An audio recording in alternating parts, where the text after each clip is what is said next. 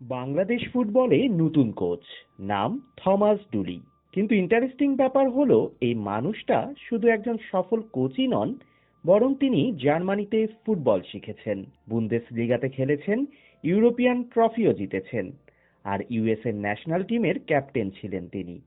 World কাপের মঞ্চে দেশকে লিড করেছেন। আর এখন এখন তিনি এসেছেন বাংলাদেশের ফুটবলের দায়িত্ব নিতে। তাহলে প্রশ্ন হলো, কে এই থমাস ডুলি?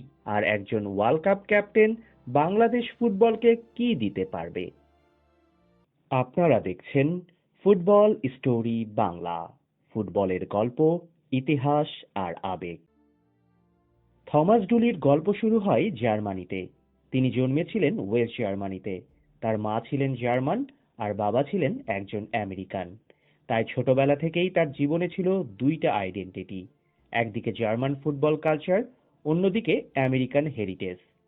জার্মানি মানেই ফুটবল ডিসিপ্লিন, জার্মানি মানেই স্ট্রাকচার, জার্মানি মানেই 90 মিনিট ফোকাস ধরে রাখা। ডুলি সেই ফুটবল পরিবেশেই বড় হয়েছেন। তিনি স্ট্রাইকার ছিলেন না, প্রতিদিন গোল করে হেডলাইনও হতেন না।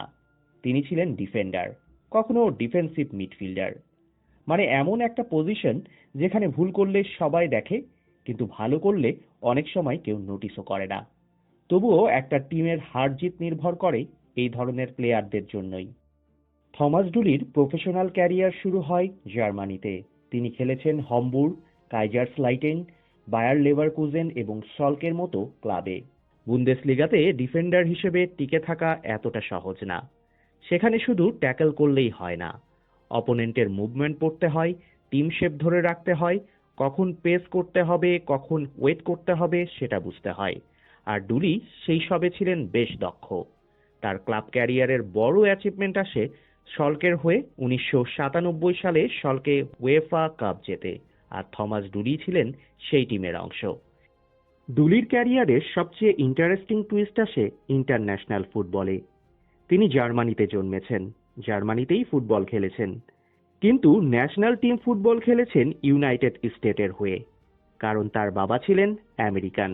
1990-এর দশকে ইউএসএ ফুটবল নিজেদের নতুনভাবে তৈরি করছিল।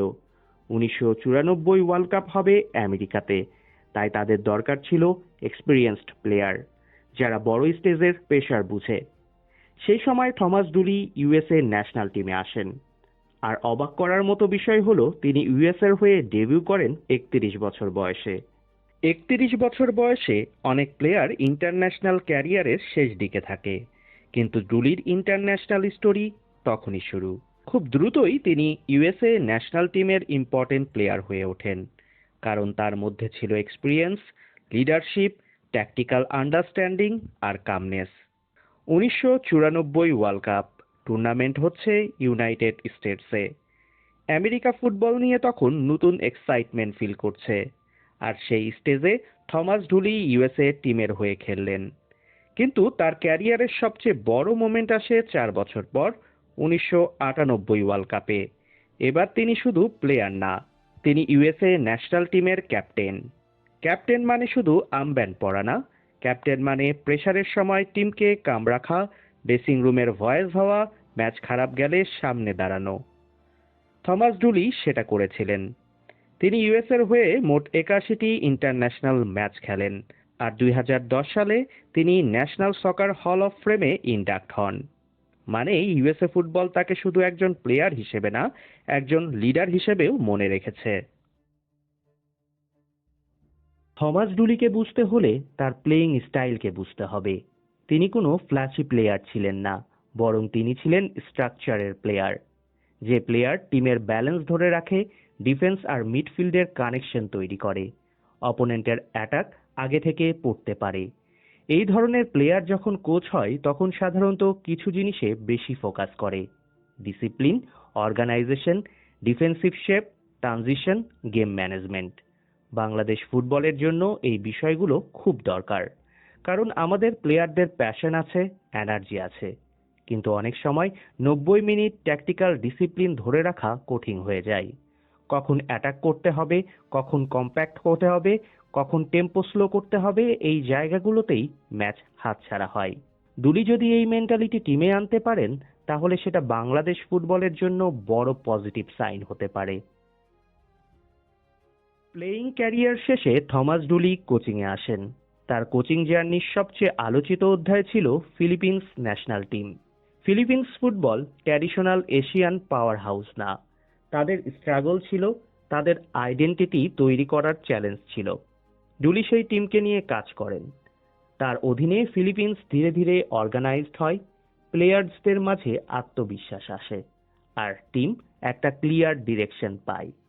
সবচেয়ে বড় মোমেন্ট আসে যখন ফিলিপিন্স প্রথমবারের মতো এএফসি এশিয়ান কাপে কোয়ালিফাই করে। এটা ফিলিপিন্স ফুটবল হিস্ট্রির সবচেয়ে বড় হিস্টোরিক অ্যাচিভমেন্ট ছিল।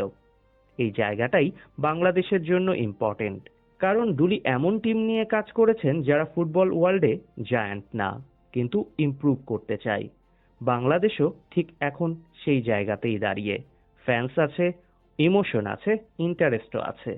এখন দরকার স্ট্রাকচার, আইডেন্টিটি আর কনসিস্টেন্ট পারফরমেন্স। 2026 সালে থমাস ডুলি বাংলাদেশ ন্যাশনাল ফুটবল টিমের হেড কোচ হিসেবে দায়িত্ব নেন। এই অ্যাপয়েন্টমেন্ট ইন্টারেস্টিং, কারণ তার প্রোফাইল বাংলাদেশ ফুটবলের কারেন্ট নিডের সঙ্গে মিলে যায়। বাংলাদেশের দরকার discipline, team organisation, international mindset, আর সবচেয়ে বেশি দরকার ক্লিয়ার ফুটবল আইডেন্টিটি। আমরা কিভাবে খেলবো? Compact defence, fast counter attack, set piece focus, নাকি প্রসেশন বিল্ড আপ? এই প্রশ্নগুলোর ক্লিয়ার অ্যান্সার দরকার। তবে একটা রিয়েলিটি চেক আছে, থমাস ডুলি ম্যাজিক করতে পারবেন না। একজন কোচ একা পুরো ফুটবল সিস্টেম বদলে দিতে পারেন না। ফুটবল উন্নতির জন্য দরকার strong league, youth development, fitness culture, club structure আর ফেডারেশনের লং টার্ম প্ল্যানিং। কিন্তু একজন এক্সপিরিয়েন্সড কোচ ডিরেকশন দিতে পারেন, আর ডুলির সবচেয়ে বড় কাজ হবে বাংলাদেশ টিমকে সেই ডিরেকশন দেয়া। থমাস ডুলির জার্নি সত্যি ইন্টারেস্টিং। জার্মানিতে জন্ম, বুন্দেসলিগাতে career, European trophy, USA national team, world cup captaincy, ফিলিপিন্সের হিস্টোরিক সাকসেস, আর এখন বাংলাদেশ। এটা শুধু নতুন কোচ অ্যাপয়েন্টমেন্ট না, এটা বাংলাদেশ ফুটবলের নতুন চ্যাপ্টার। কিন্তু প্রশ্ন হলো, থমাস ডুলি কি বাংলাদেশ ফুটবলকে নতুন ডিরেকশন দিতে পারবেন? আপনার মতামত কমেন্ট করে জানান। আপনি কি এই অ্যাপয়েন্টমেন্ট নিয়ে আশাবাদী, নাকি মনে করেন বাংলাদেশ ফুটবলের প্রবলেম আরও গভীরে? আর ফুটবল হিস্ট্রি, বাংলাদেশ ফুটবল এবং ওয়ার্ল্ড কাপের এমন আরও গল্প শুনতে চাইলে ফুটবল স্টোরি বাংলা সাবস্ক্রাইব করে রাখুন। আমি আবার আসবো নতুন ফুটবলের কোনো গল্প নিয়ে।